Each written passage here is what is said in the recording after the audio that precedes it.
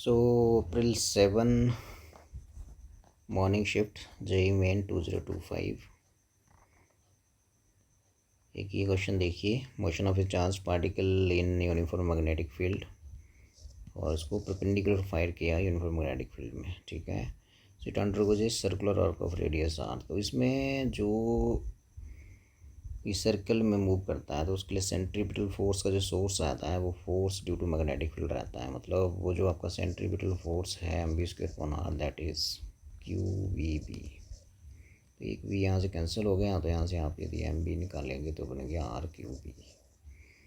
और जैसे kinetic energy का पूछ रहा है तो काइनेटिक एनर्जी को E बोल रहा है, तो E जो होता है सिंपली हाफ mv²। अब E की इस वैल्यू को हम पुट कर देते हैं तो E आपको बन जाएगा हाफ m, ये बन जाएगा और यहाँ v की वैल्यू पुट करेंगे। सो यहाँ से यदि मैं v निकालूँ तो ये अपॉन m हो जाएगा। ठीक है, तो स्क्वेयर करिए इसका, तो बन गया r² Q² B² upon m²। सो एक m कैंसिल। तो यहाँ से आप देख रहे हो कि यहाँ से जो आपका आएगा वो आएगा ये Q² B² अपॉन 2m, और यहाँ बचेगा r²। बोले का मतलब कि जो E है वो डायरेक्टली प्रोपोर्शनल टू आ जाएगा r²। तो यदि ऐसी वेरिएशन है तो ग्राफ आएगा नंबर 4 R और E में। ठीक है जी, सिंपल क्वेश्चन था। सो ये देखो जी फ्रिक्शन पे, और इसको करते हैं, ध्यान से पढ़ेंगे। Block of mass M slides on inclined plane of inclination. ठीक है जी, ऐसे है इंक्लाइंड प्लेन, और ये आपका यहाँ एक ब्लॉक बना देते हैं हम। सो ये हमने एक ब्लॉक रख दिया यहाँ पे, ये रख देते हैं एक ब्लॉक जिसका मास है m, वेट आएगा नीचे को mg, और ये एंगल दिया है 60 डिग्री। नॉर्मल रिएक्शन इस सरफेस के परपेंडिकुलर होगा, सो आ गया नॉर्मल रिएक्शन। सो यदि मैं इसको आगे बढ़ाइए, सो यदि ये एंगल 60 है तो ये भी 60 होगा ना, ये आ गया 60 डिग्री। सो ये mg है, तो आ जाएगा mg cos 60। ये जो नीचे को स्लाइड कर रहा है तो ये आ जाएगा इधर को mg sin 60। ठीक है, और इसके अपोजिट आएगा फ्रिक्शनल फोर्स। ठीक है जी। सो यदि हम यहाँ इसकी इक्विलिब्रियम पोजीशन देखें इस ब्लॉक की, सो यहाँ से आपको जो मिल रहा है वो बेसिकली, बिकॉज ये नीचे को स्लाइड करेगा जब ये एंगल ऑफ रिपोज से ज़्यादा होगा, है ना। जब ये नीचे को स्लाइड करेगा तो ये आ जाएगा देखो mg, ये स्लाइड कर रहा है, मास m में एक्सेलरेशन इसमें एक प्रोड्यूस हुआ, सो m में आ जाएगा नीचे की तरफ force mg sin 60 minus frictional force f। ठीक है, तो फ्रिक्शनल फोर्स जो होता है आपका वो होता है mg sin 60 को भी ऐसे लिख दो, फिर देखते हैं, और ये होता है म्यू के आर। ठीक है, ये कोफिशिएंट ऑफ काइनेटिक फ्रिक्शन है, तो आ जाएगा mg sin 60, और ये म्यू के means coefficient of kinetic friction, R means R is balanced by mg cos theta, so theta is 60, so ये m में। ठीक है जी, सो ये बना आपका इक्वेशन, और m कैंसिल हो जाएगा यहाँ से, और अब आपका एक्सलरेशन यहाँ g/2 है, तो इसकी जगह लिखिए g/2 is equal to g sin 60 होता है √3/2 माइनस म्यू के। ठीक है, म्यू के आ गया, उसके बाद cos 60 1/2। ठीक है जी, सो यहाँ cos 60 और आगे g भी है। ठीक है, g से g कैंसिल हो जाएगा, और आपका यहाँ से बचेगा ये वाली इक्वेशन, इस सारी को ले आओ उरे को, और ये बन रहा है 1/2, इसको ले जाओ परे को। सो ये बनेगा म्यू के by 2 is equal to √3/2 minus half. ठीक है जी, ये 2 कॉमन आ जाएगा, ऐसे कैंसिल हो जाएगा। सो कोफिशिएंट ऑफ काइनेटिक फ्रिक्शन इसमें रहेगा √3 - 1। सो ये था भाई, ऑप्शन 3 इज करेक्ट। ठीक है, बस वेरी सिंपल क्वेश्चन। सो एक और देख लेते हैं, ये है देखिए सिंपली सेंटर ऑफ मास पे। ठीक है जी, सो सेंटर ऑफ मास पे जो क्वेश्चन है सिंपल है, इसमें a rod of length 5L is converted to L shape, ठीक है। सो यदि ये रॉड, यदि इसका लेंथ यदि 3L है, देखो तो इसका 2L है, ठीक है। तो इसका जो सेंटर ऑफ मास आएगा वो यहाँ आ जाएगा, बिकॉज ये टोटल 2L है तो ये बचेगा आपके पास L, और ये टोटल इधर 3L है तो इसका सेंटर ऑफ मास आ जाएगा यहाँ से, और ये आपका बचेगा यहाँ से यहाँ तक बचेगा, ये ओरिजिन से जो सेंटर ऑफ मास का डिस्टेंस बचेगा वो बचेगा 1.5L, ये ठीक है जी। सो अपने सेंटर ऑफ मास के कोऑर्डिनेट्स निकालने हैं, ठीक है। तो मैं यदि इस पॉइंट को देखूं तो इसमें जो कोऑर्डिनेट बनेंगे वो बनेंगे L, एक्स कोऑर्डिनेट L हो जाएगा और वाई कोऑर्डिनेट क्या रहेगा इसमें 0, ठीक है। सो और इस पॉइंट के क्या हो जाएंगे, इस पॉइंट के एक्स कोऑर्डिनेट जो है वो हो जाएगा 0 और वाई कोऑर्डिनेट हो जाएगा 1.5L, ये वाला, ठीक है। सो ये आपका हो गया, देखो इधर x1 और इनको बोल देते हैं x1, और ये हो गया y1, ये हो गया x2 और ये हो गया y2। अब सेंटर ऑफ मास के जो एक्स कोऑर्डिनेट होगा XCM वो हो जाएगा m1 x1 plus m2 x2 upon m1 plus m2। अब यहाँ वैल्यू पुट कर देते हैं, तो m1 जो है बेसिकली वो, क्योंकि रॉड ऑफ लेंथ 5L है तो ये जो मास है यहाँ पे, ये वाला मास एक आपका 2m हो जाएगा और एक हो जाएगा 5m, ठीक है। सो m1 हो गया यहाँ 2m और m2 हो गया 5m, ठीक है जी।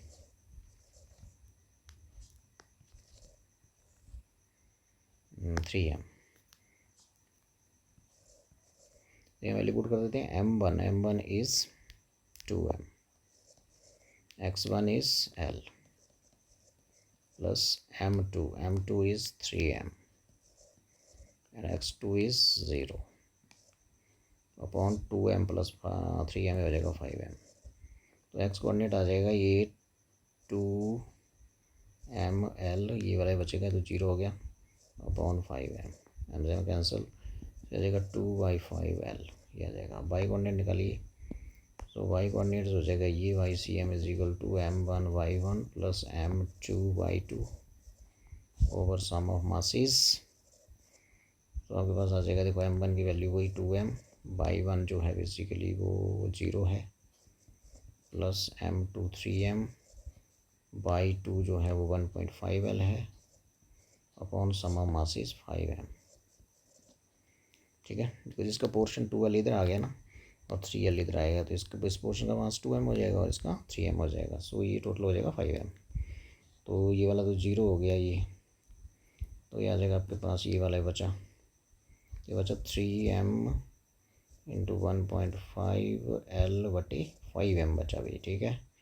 तो यहाँ से यदि आप देखें तो m कैंसिल हो जाएगा, सो ये 5 बन जा 5 और ये बचेगा काट के 0.3, सो हो जाएगा आपके पास 9/10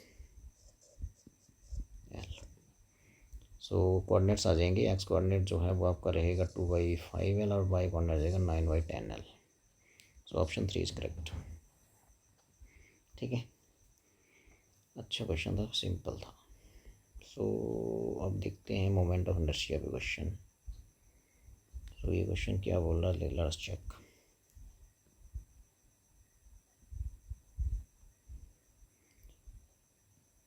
सो इस क्वेश्चन में आपको सिंपली कैलकुलेशन है थोड़ी सी, और कुछ भी नहीं है।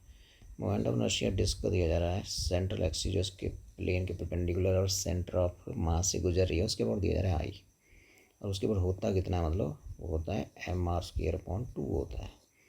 Moment of inertia of disc about an axis passing through its CM and perpendicular to its plane, वो होता है mr²/2, उसको दिया जा रहा है आई, बस ये गिवन है डेटा। बाकी बोल रहा है कि ये जो सिस्टम नीचे दिया गया है इसमें ये डिस्क है, ये आपका सॉलिड स्फीयर है इधर, ये सॉलिड स्फीयर है इधर, और ये हॉलो स्फीयर है, ठीक है।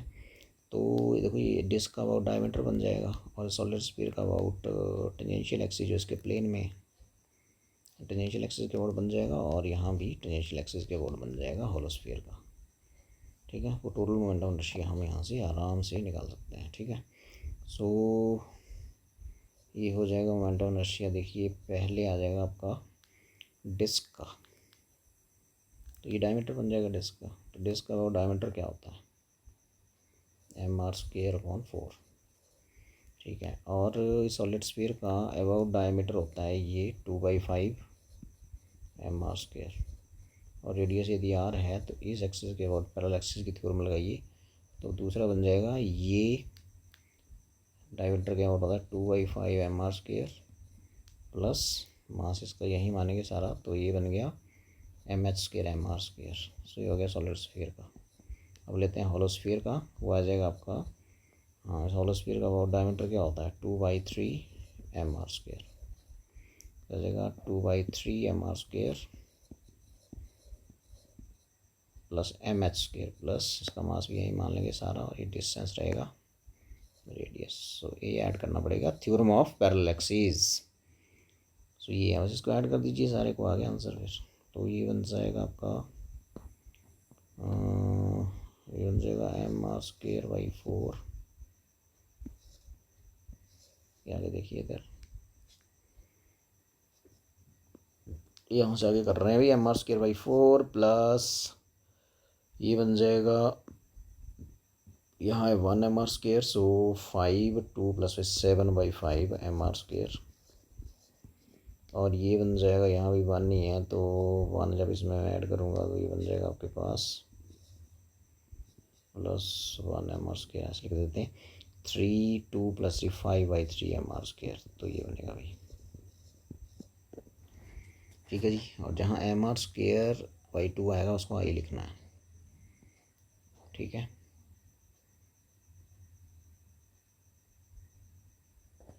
सो इसको सॉल्व कर लेते हैं, तो ये बन जाएगा आपके पास mr²/2 आप कॉमन ले लीजिए। सो यदि मैं यहाँ mr²/2 कॉमन ले लेता हूँ ना, तो यहाँ बचेगा 1/2, और यहाँ 2 है ही नहीं, 2 से ऊपर मल्टीप्लाई करो, 2 से डिवाइड करो, हाँ 2 से मल्टीप्लाई 2 से डिवाइड कर दूँ तो क्या होगा, तो कुछ नहीं होगा, यहाँ आपका ये 2 से मैंने मल्टीप्लाई कर दिया और 2 से डिवाइड कर दिया, और mr²/2 तो बाहर ले लिया है, तो बन गया 14/5। और यहाँ भी 2 से मल्टीप्लाई 2 से डिवाइड, सो ये आपका बाहर ले लिया मैंने, सो ये 10/3, ठीक है। तो इसका एलसीएम आ जाएगा 30, तो ये आ जाएगा जी 15, और ये आ जाएगा 84, और ये आ जाएगा आपके पास 10, ये आ जाएगा 100, तो बन गया mr²/2।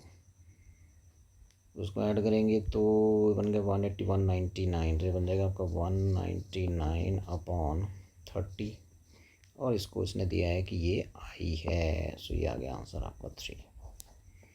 तो ये था, वाज वेरी सिंपल। आपको सिर्फ इतना पता होना चाहिए कि जो डिस्क के सेंटर से एक्सिस गुजर रही है और उसके प्लेन के परपेंडिकुलर, उसके और होता कितना है, mr²/2 होता है, वो आई गिवन है। बाकी पूछा है कि इसी सिस्टम में इस एक्सिस के about moment of inertia system का क्या होगा। तो ये डिस्क है, ये सॉलिड स्फीयर है, ये हॉलो स्फीयर है। सॉलिड स्फीयर का अबाउट डायमीटर ये होता है, तो अबाउट दिस एक्सिस निकालना है तो mr² इसमें ऐड हो जाएगा। वैसे ही हॉलो स्फीयर का अबाउट डायमीटर होता है 2/3 mr², इस एक्सिस के अबाउट निकालना है तो mr² ऐड हो जाएगा। सॉल्व करिए and will get your answer. Okay, आगे चलते हैं।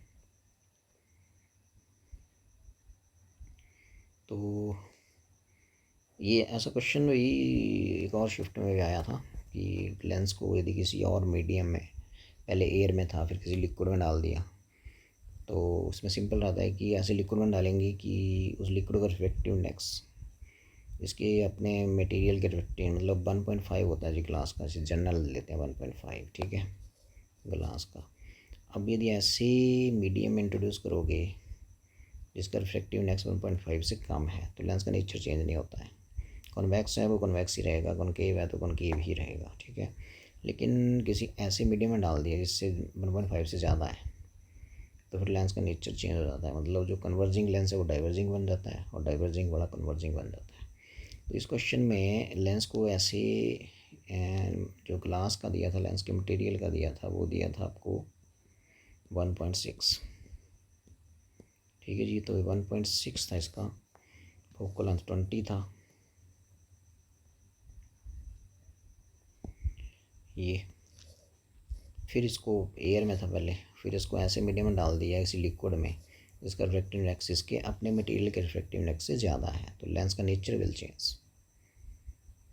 ठीक है, सो यदि लेंस ऑफ फोकल लेंथ 20 थी तो इसका मतलब ये कॉन्वेक्स लेंस था। तो अब इसको ऐसे लिक्विड में इंट्रोड्यूस कर दिया जो जिसका रिफ्रैक्टिव इंडेक्स इसके अपने मटेरियल से ज़्यादा है, इसका मतलब लेंस का नेचर चेंज होगा। इसका मतलब कॉन्वेक्स है तो कॉनकेव बन जाएगा, तो नेगेटिव साइन रहेगा यहाँ पे। ठीक है, सो फॉर्मूला, लेंस फॉर्मूला आपको पता है कि होता है 1/f इज इक्वल टू, तो उसकी कैलकुलेशन है सिंपल सी, 1/f is equal to mu glass का अपॉन एयर का -1 इंटू 1/r1 -1/r2, तो ये फॉर्मूला रहता है अभी। ठीक है, अच्छा अब आप बड़े ध्यान से देखेंगे कि एयर में था ये, और यदि मैं इसको लिक्विड में ले जाऊँ तो फॉर्मूला कैसे लिखा जाएगा, एफ इन लिक्विड, ग्लास तो वही है रिफ्रैक्टिव इंडेक्स जिससे लेंस बना है, ग्लास से बना है, तो म्यू एयर नहीं रहेगा, यहाँ हो जाएगा म्यू लिक्विड -1, ये देखो ये फॉर्मूला बन जाएगा ऐसे। ठीक है, तो लिक्विड में यदि किसी और मीडियम में डाल दिया तो ये चीज़ तो सेम ही रहेगी। ठीक है, सो यहाँ से यदि मैं देखूँ तो इसको मैं डिवाइड कर दूँ तो ये कैंसिल हो जाएगी, ये वाली से कैंसिल हो जाएगी। या तुम डिवाइड कर दो या तुम ऐसे कर दो कि यहाँ से यहाँ ये वाली चीज़ निकालो और यहाँ से भी ये वाली चीज़ निकालो, तो ये क्या हो जाएगी, यहाँ से यदि मैं इसको निकालता हूँ, देखो ये वाली, तो ये हो जाएगी 1/r1 -1/r2 that is equal to, ये चीज़ नीचे आ जाएगी इधर, ये सारी उठ के नीचे आ जाएगी। सो ये बन जाएगा म्यू जी, ये बन जाएगा, देखो ये ऐसे नहीं करना, तो इसको डिवाइड कर दो, एक ही बात है, ये सारा इससे कैंसिल हो जाएगा। ठीक है जी, तो उसके बाद फिर आप वैल्यूज पुट कर दो, बस हो गया। म्यू एल आपको दिया हुआ है 1.8, एयर का आपने 1 लिखना है और ग्लास का यहाँ लिखना है 1.6, और फोकल लेंथ एयर में 20। ठीक है जी, सो यदि मैं इसको कैलकुलेट करूँ तो डिवाइड लगाएंगे 1/2, इसको आपने डिवाइड कर दिया, this is equation number 1, this is 2, सो 1/2 जब मैं करूँगा तो ये ऊपर चला जाएगा, तो FL/FA बचेगा जी। ठीक है, and that will be equal to mu g -1, यहाँ आ जाएगा ये mu g upon mu a -1 और upon mu g upon mu liquid -1, ये आ जाएगा। और यहाँ पे फिर मैं इसको यहाँ के स्टेप में यहाँ से गायब कर दूँगा और इधर लिख दूँगा FA। सो ये रहेगा आपका फिर आंसर। ठीक है, तो यदि मैं इसको सॉल्व करूँ तो देखो आ जाएगा म्यू जी वैल्यू पुट करते हैं अब। सो म्यू जी की वैल्यू 1/6 अपॉन एयर की 1, mu A air 1 -1 upon 1.6 upon 1.8 फिर -1, तो ये आ गया। और इसको आगे करके ऐसे यहाँ F एयर में दिया हुआ 20/20। ठीक है जी, बस हो गया। इसको अब क्या करना है, सिंपल तो है ही। सो ये बचेगा, देखो 1.6 -1 करेंगे तो बचेगा 0.6 अपॉन 1। ठीक है, और नीचे बचेगा ये 1.8, एलसीएम आ गया तो 1.6 -1.8। ठीक है जी, और ये आ जाएगा इंटू 20, तो ये आ जाएगा आपके पास 0.6 अपॉन 1 इंटू ये जाएगा ऊपर 1.8 अपॉन माइनस, ये आ गया वो -0.2, तो माइनस करेंगे तो -0.2 ही बचेगा। ठीक है जी, तो ये जाएगा -6/2 हो गया 3 इंटू 1.8। ठीक है जी, और इंटू 20 भी था।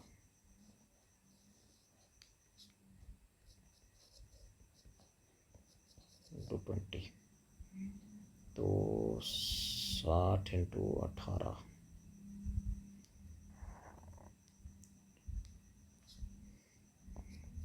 18 × 6 कितना होता है यार, ये हो रहा है ये।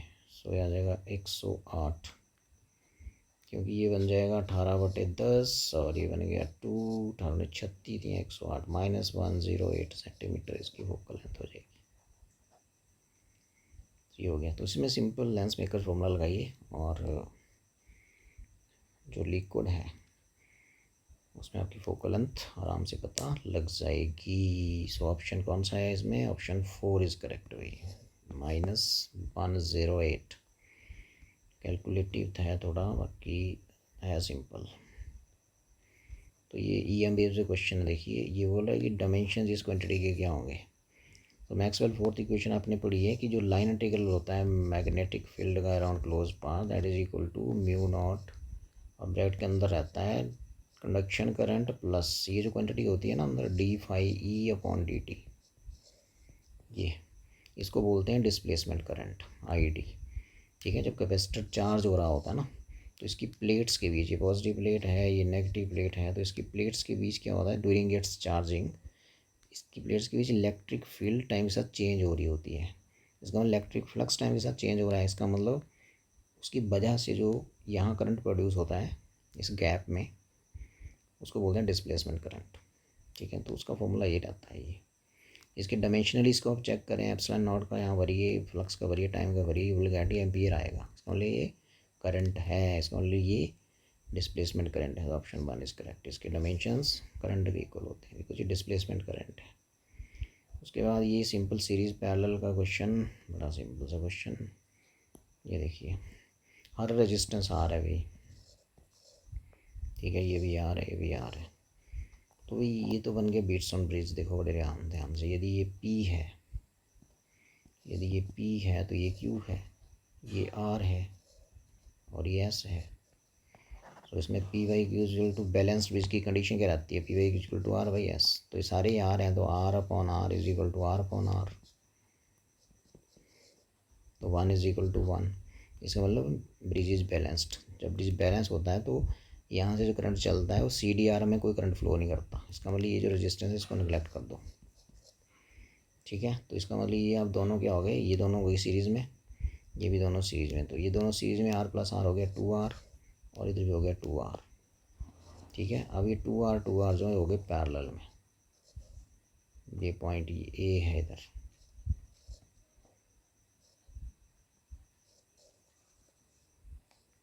ये पॉइंट B है। ठीक है जी, अब 2R पैरेलल में है तो आंसर हो जाएगा दोनों का हाफ। तो मतलब दोनों पैरेलल में तो क्या हो जाएगा भाई 2R × 2R अपॉन ऊपर मल्टीप्लाई नीचे प्लस, तो ये बन जाएगा, तो ये बन जाएगा 2 × 4R² अपॉन 4R। सो ये बन गया आपका R। मतलब व्हीटस्टोन ब्रिज में जब सारे रेजिस्टेंस PQRS एक जैसे होते हैं तो आंसर भी उनका जो इफेक्टिव रेजिस्टेंस आता है और भी में वो सेम ही वही आता है जो खुद है R ही आएगा। ठीक है, लेकिन एक नीचे और लगाए और B के बीच, मतलब ये जो नीचे लगाया वो ये यहाँ या और लगाए एक ये तो ये भी R ही है। ठीक है, इन दोनों का इफेक्टिव कितना आया R, और नीचे एक और R लगाए, फिर पैरेलल में चले गए। ठीक है, तो R × R अपॉन R+R, तो बन गया R² अपॉन 2R, तो बन गया R/2, क्योंकि नीचे और लगाया ना एक्स्ट्रा। तो इस पूरे ऊपर वाले के सर्किट का तो इफेक्टिव रेजिस्टेंस R आ गया। ठीक है, ऊपर वाले सारे का R आ गया ये। ठीक है, इसका ये R आ गया ना पूरा, ये जो निकाला मैंने। अब ये R और ये R पैरेलल में आ गए दोबारा, तो पैरेलल में क्या होता है ऊपर प्रोडक्ट नीचे सम, तो फिर आंसर R/2 आ जाएगा। So option 1 is correct. So अभी चलते हैं और देखते हैं ये क्या है। सो ये क्वेश्चन था थोड़ा भी, इसको ज़रा ध्यान से देखें। ये है आपका रियल डेप्थ और अपरेंट डेप्थ पे पढ़ाया आपने। इसमें थोड़ा सा आइडिया रहता है कि जैसे मान लेते हैं ये आपका लिक्विड है इसमें, है ना, और यहाँ मान लिया आपने कोई ऑब्जेक्ट रखा है यहाँ नीचे, बिल्कुल नीचे, तो जो इसका इमेज बनता है वो यहाँ बनता है वर्चुअल इमेज। ये तो यहाँ से यहाँ तक तो हो जाती है रियल डेप्थ, और यहाँ से यहाँ तक हो जाती है अपरेंट डेप्थ, और इसमें इस लिक्विड का रिफ्रैक्टिव इंडेक्स है म्यू। तो R/A जो है म्यू होता है यहाँ से R/A, real depth upon apparent depth. ठीक है, सो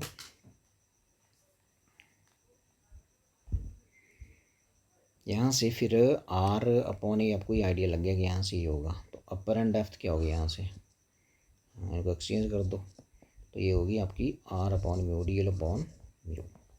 ठीक है, तो इस केस में आप देखिए कि यहाँ ये जो है कि container container liquid refractive index 1.2, ये लिक्विड है यहाँ कोई, और हाइट इसकी 60 सेंटीमीटर है, एंड अनदर लिक्विड इसके ऊपर जिसका रिफ्रैक्टिव 1.6 है, और हाइट इसकी h है। ठीक है, ऊपर से देख रहे हैं इसको, ये व्यू कर रहे हैं ऊपर से यहाँ से। ठीक है, ये दूसरा लिक्विड, ये फर्स्ट। तो क्या हो रहा है कि apparent shift in the position of bottom of the container 40 centimetre. तो अपरेंट शिफ्ट जो है वो 40 सेंटीमीटर है। ठीक है, सो यदि मैं अपरेंट शिफ्ट को x मान लेता हूँ ना, अपरेंट डेप्थ जो है ना उसको मैं x मान लेता हूँ यहाँ पे। ठीक है, तो एक्चुअल तो होगी h+60। ठीक है, h+60। ठीक है, और अपरेंट कितनी है, x है, और अपरेंट मैंने बताया कम होती है इसमें, और इन दोनों का जो शिफ्ट है वो कितना सेंटीमीटर है, 40 सेंटीमीटर। ये है गिवन आपको। बाकी आप ये लगाइए कि अपरेंट जो इस केस में अपरेंट जो डेप्थ होगा वो रहेगा आपका, कितना माना मैंने, x। ठीक है, तो जो x रहेगा आपका वो रहेगा ये वाला फॉर्मूला, रियल अपॉन कोरस्पॉन्डिंग जो भी उसका म्यू होगा, सो हो जाएगा रियल, और इसका ये म्यू कितना 1/6, सो हो गया। यहाँ लगाओ h/1.6, दूसरे के लिए लगाओ आप 60/1.2। रियल 60 है और म्यू की जगह कितना है 1.2, तो ये आ जाएगा x। बस यहाँ इस x की वैल्यू को यहाँ पुट कर दो तो आपका यहाँ से h निकल आएगा। ठीक है, तो यहाँ इसको यदि हम पुट करेंगे तो ये क्या बनेगा, यहाँ पुट करिए तो बन गया h+60 माइनस x, इन दोनों का माइनस लगा दीजिए, -h/1.6 minus 60/1.2 and that is equal to 40।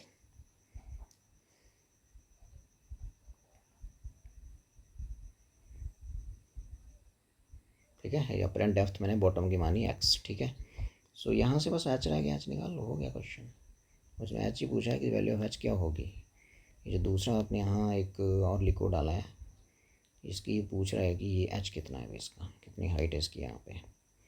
तो यदि मैं यहाँ से h निकालने की कोशिश करता हूँ तो बिना h वाली टर्म्स को परे ले जाओ, पहले आप ये वाली परे ले जाओ, तो आपके पास बचा h minus h/1.6 equal to 40, ये परे जाके हो जाएगी +60/1.2, और ये हो जाएगी माइनस, ये आ गया।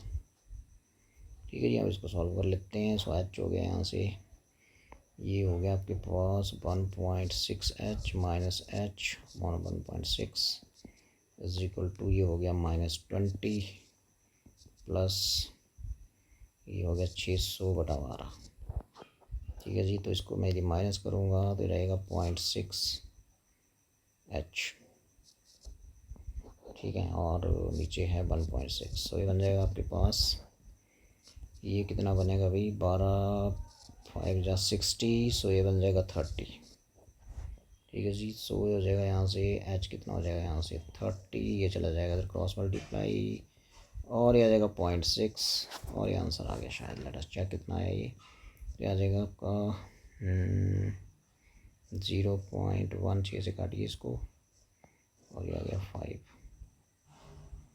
ठीक है जी, सो ये आ गया आपका 16 होते हैं 80, 8.0 अपॉन, मतलब 8 ही आ गया ये, है ना, 8 आ गया ये अपॉन 1/10, 10 गया ऊपर वो, तो ये आ गया 80। So this is your 80। सो ये जो हाइट थी ना इसकी दूसरे वाले लिक्विड की, सो ये आ जाएगी आपकी 80। ठीक है, इसकी 60 थी, इसकी पूछी थी, तो इसमें इसमें सिंपल था ये, इसमें कुछ ज़्यादा टफ नहीं था कुछ भी। आपको ये आइडिया होना चाहिए कि जैसे ही हम ऑब्जर्वर जो यहाँ ऑब्जर्व कर रहा है वो ऑब्जर्वर कर रहा है रेयर मीडियम से, इस ऑब्जेक्ट को ऑब्जर्व कर रहा है जो डेंसर मीडियम में है, तो इसको ये ऑब्जेक्ट थोड़ा ऊपर दिखता है due to refraction of light.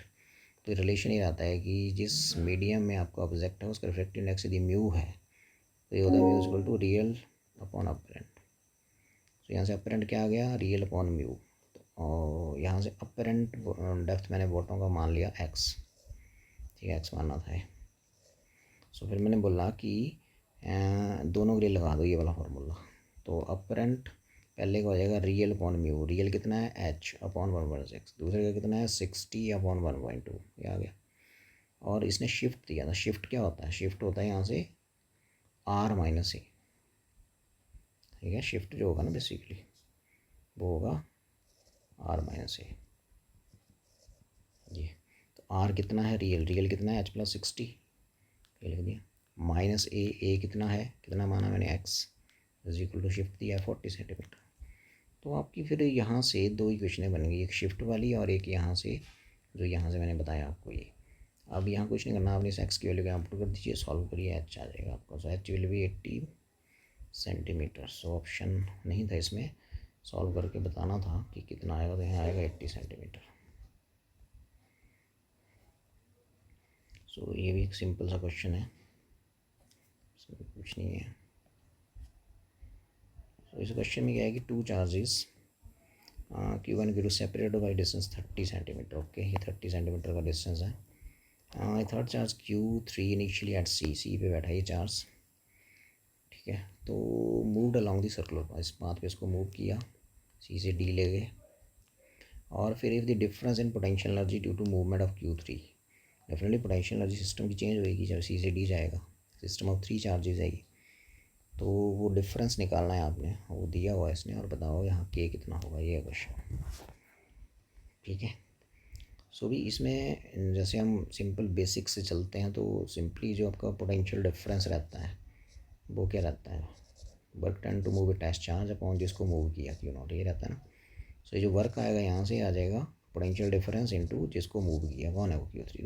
इस आइडिया को लेके चलिए, सिंपल पोटेंशियल डिफरेंस निकालना है, इसका मतलब किन दो पॉइंट्स पे बीच आपने मूव करा है इसको, सी और डी के बीच, ठीक है। तो पोटेंशियल डिफरेंस आ जाएगा यहाँ से VD माइनस BC इनटू किसको मूव करा है Q3 को, तो आ जाएगा W, ठीक है। तो यहाँ से अब पोटेंशियल एट डी निकालो और पोटेंशियल एट सी निकालो। तो पोटेंशियल एट डी कितना आ जाएगा, पोटेंशियल एट सी निकालते हैं पहले, हाँ, कि पोटेंशियल एट सी, सब हो जाएगा आपका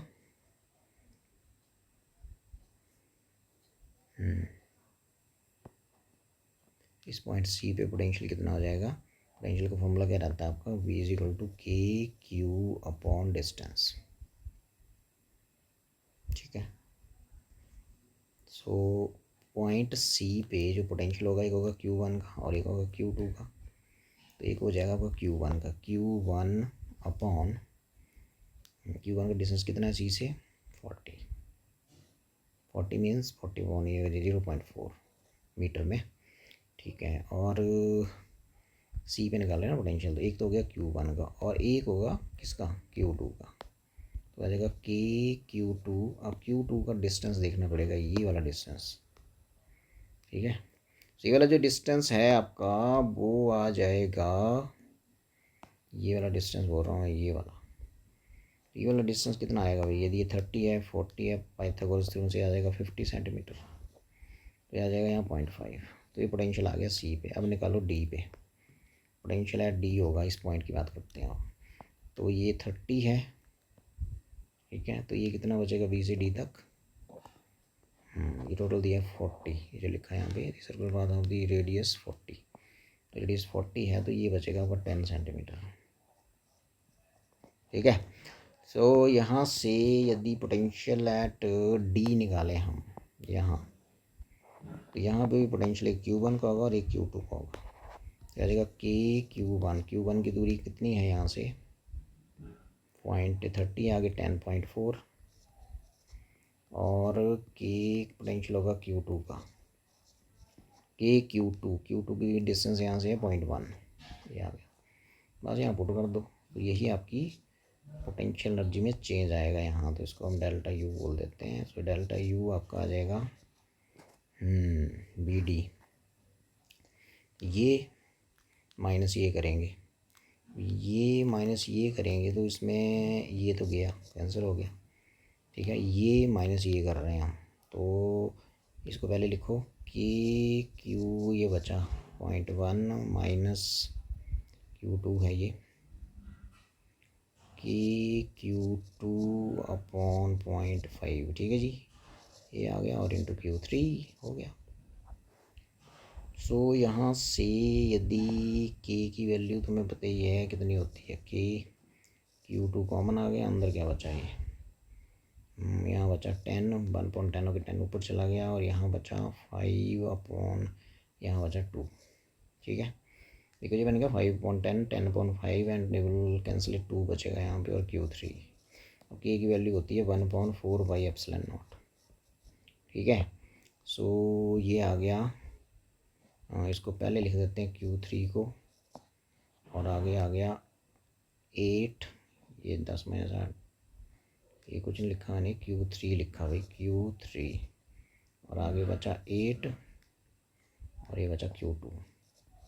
तो अब आंसर देखिए, K की जगह क्या बोल रहा है, तो K की जगह जो मेरा आंसर आया भाई यहाँ पे वो आया ये 8Q2, 8Q2, 8Q2, option 1 is correct.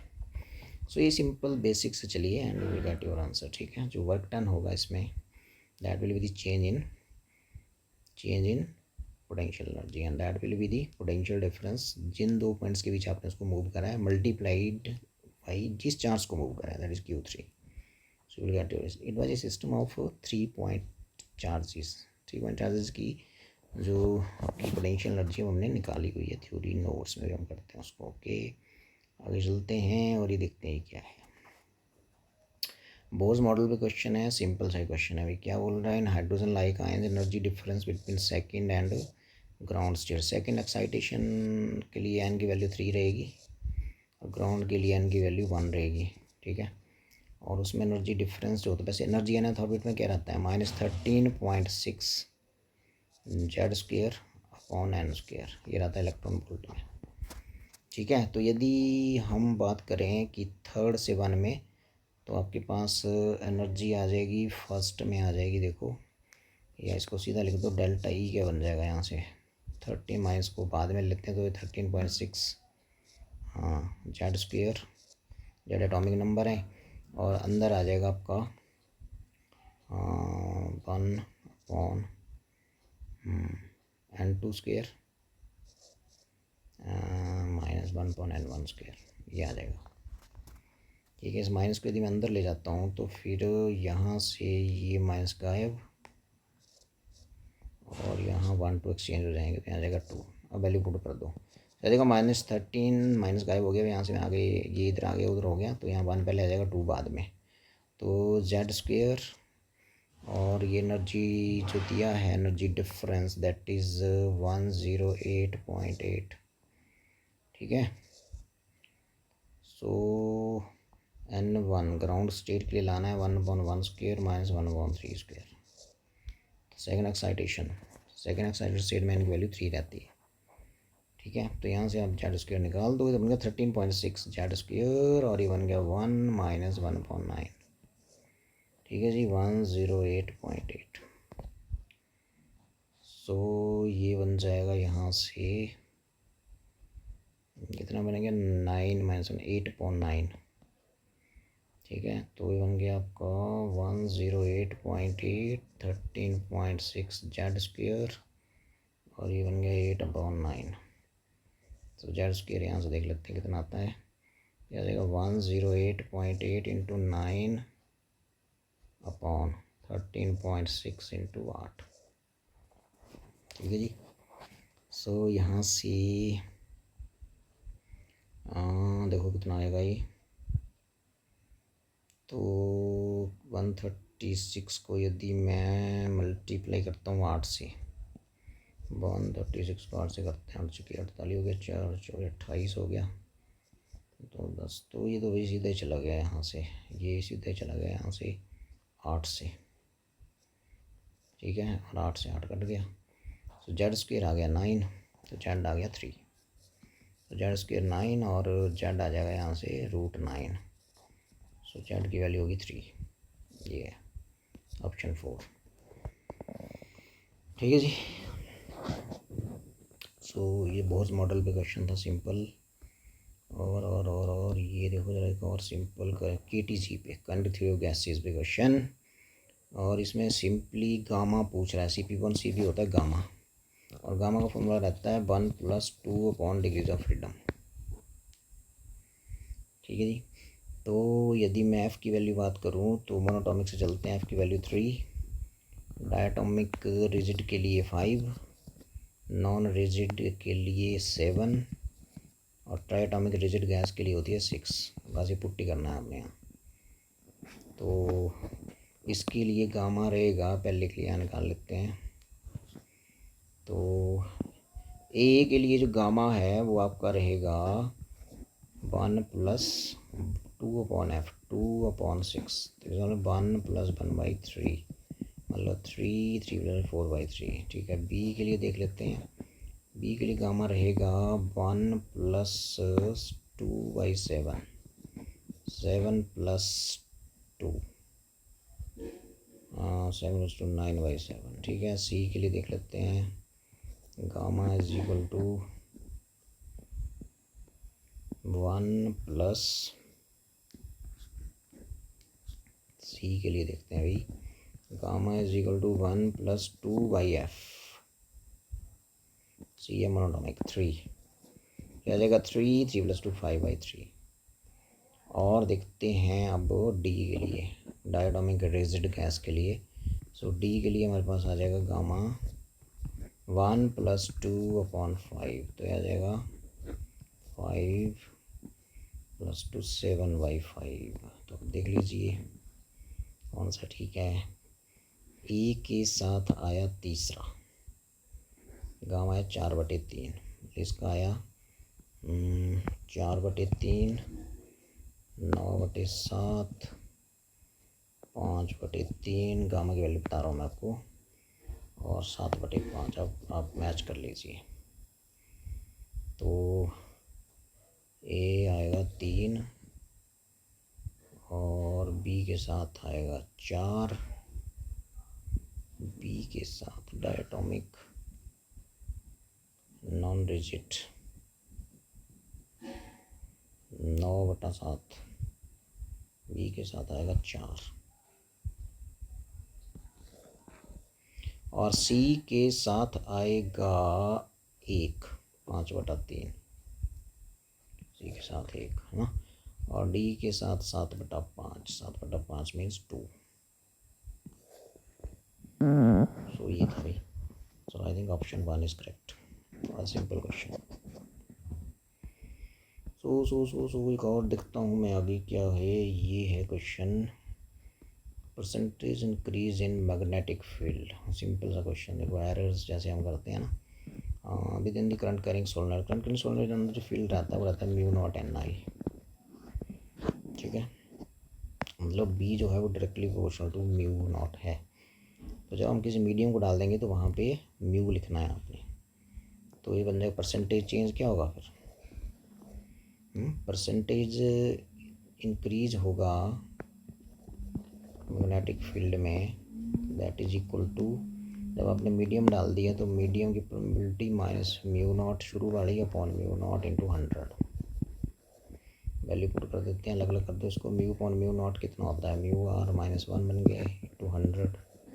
So μr कितना है, μr तो आपका μr -1 is equal to susceptibility. ठीक है, × 100। ससेप्टिबिलिटी पुट करिए 1.2 × 10⁻⁻5 × 100 का मतलब 10⁻²।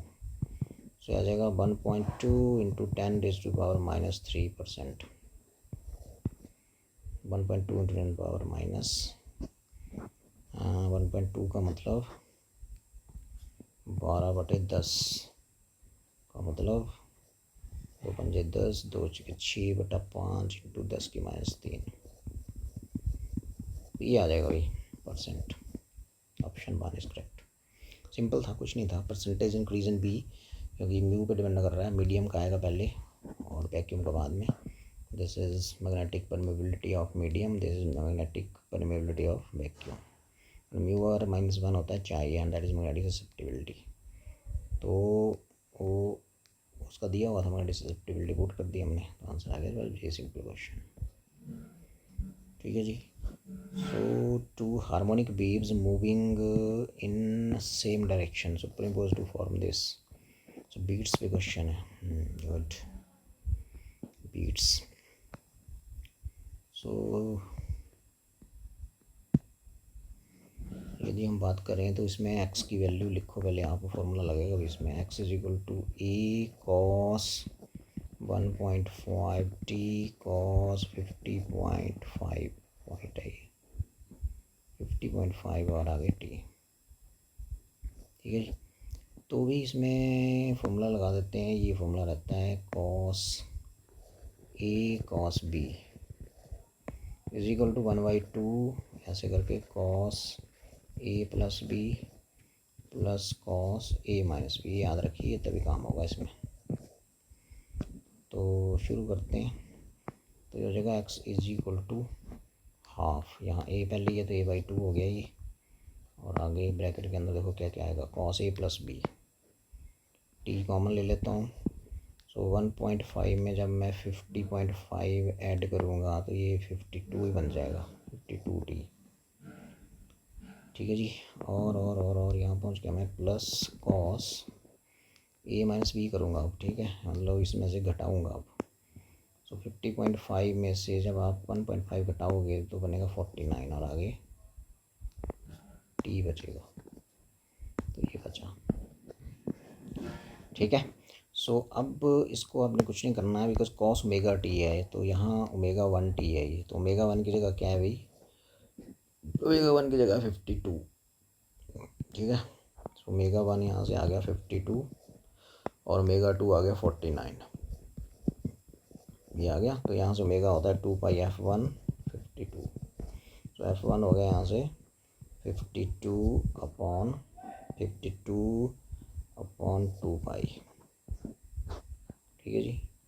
और यहाँ से 2πf2 हो गया 49, सो यहाँ से f2 आ जाएगा 49/2π, ठीक है। सो यहाँ से अब पूछ क्या रहा है, ये देखो आप, पूछ रहा है कि find the period for which they beat, okay. तो बीट फ्रिक्वेंसी निकाल लेते हैं, तो बीट फ्रिक्वेंसी होगी f1 माइनस f2, उसको उलट करेंगे तो बीट पीरियड आ जाएगा, बीट फ्रीक्वेंसी ये आ जाएगी हमारे पास f1 माइनस f2, करते हैं माइनस से करो, 52 1/52 माइनस 49 ये आ गया, और 1/2π ये, तो आ जाएगा। देखो 52 माइनस 49 कितना होता है भाई, 49 3 होता है, तो ये आ गया 3/2π, ये आ गया आपकी बीट फ्रिक्वेंसी। तो बीट पीरियड क्या होगा, बीट पीरियड इसका उलट हो जाएगा, तो ये आ जाएगा 2π/3, और ये 2 लगोगे 2 इंटू पाई की वैल्यू 3.14 लगो 3 मान लो, तो यहाँ जाएगा लगो 2 सेकेंड, ठीक है। 2 सेकेंड के इंटरवल के बाद आपको जो बीट्स हैं वो सुनाई देंगे, बीट्स सुनाई देते हैं भाई, ठीक है। हाँ, एकदम से साउंड की जो लाउडनेस वो बढ़ जाएगी 2 सेकेंड के गैप के बाद। सो ये था क्वेश्चन, सिर्फ इसमें ना आपको ये फॉर्मूला चाहिए याद, अदरवाइज नहीं होगा क्वेश्चन ये वाला। यदि याद है ट्रिग्नोमेट्री का फॉर्मूला, आगे तो फिर कुछ भी नहीं है, सिंपल है, ठीक है जी। सो ये क्वेश्चन सिंपल सा कि ये तो भी करवाया था मैंने ऐसा क्वेश्चन, रिफ्रैक्टिव इंडिसेस μ1 μ2 अलग अलग लिक्विड यहाँ आपने फिलअप करे हैं कंटेनर में, तो अपर एंड डेप्थ क्या होगी। तो मैंने इसमें बताया था कि ऑब्जर्वर रेयर मीडियम से देख रहा है बाहर से, तो उसको क्या लगेगा उसको ऑब्जेक्ट थोड़ा ऊपर दिखेगा, है ना। सो म्यू रहता है इसमें, मैंने बताया था real depth upon upper and depth, ठीक है। तो अपर एंड हो जाएगी यहाँ से रियल अपॉन म्यू, ठीक है। तो इस केस में रियल कितना है D1, तो इसमें हो जाएगी D1/μ1, और इस केस में हो जाएगी D2/μ2, तो ये हो गया अपर एंड डेप्थ। तो अपर एंड डेप्थ दोनों का सम कर दो, तो हो जाएगी D1/μ1 प्लस D2/μ2, तो एलसीएम ले लो μ1 μ2, और यहाँ बचेगा D1 μ2 plus mu two cancel, d2 μ1। So ये हो गया आपके अपरेंट डेप्थ। ये ऑप्शन 2 इज़ करेक्ट।